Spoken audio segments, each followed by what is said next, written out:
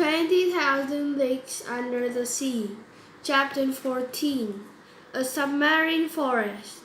We arrived at last on the borders of the forest, which was doubtless one of the most beautiful in the vast domain of Captain Nemo.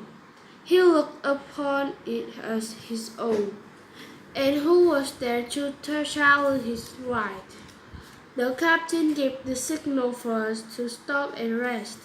We had been walking for 4 hours, and though I didn't feel hungry, I was very sleepy. I slept.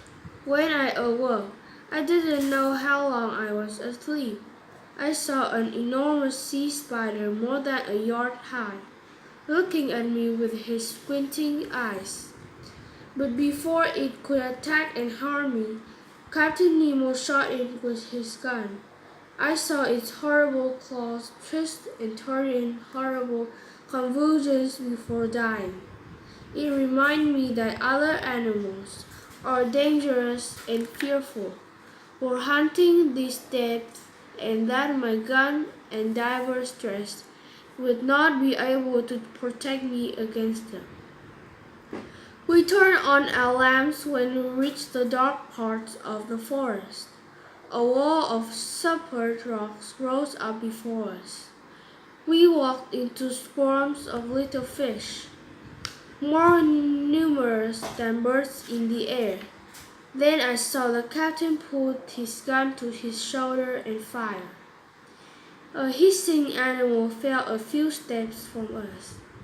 It was a magnificent sea otter, which was 5 feet long and must have been very valuable. Its skin would have made one of those beautiful furs so greatly desired in the Russian and Chinese markets. Captain Nemo's companion took the animal and threw it over his shoulders, and we continued on our way. The thick waves above us looked like clouds over our heads. A large bird, with a great range of wings, flew close to the surface of the sea.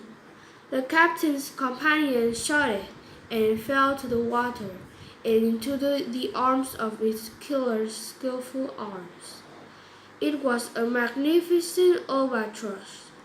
We were already marching back to the Nautilus when Captain Nemo suddenly pushed me to the ground while his companion did the same to Conseil.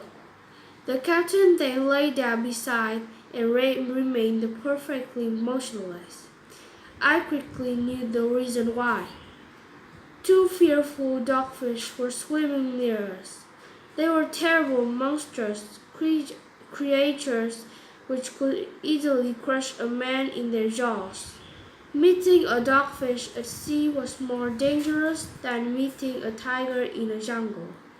Happily, this beast's eyesight was poor. They passed without perceiving us, brushing us with their fins. Half an hour later, we reached the Nautilus.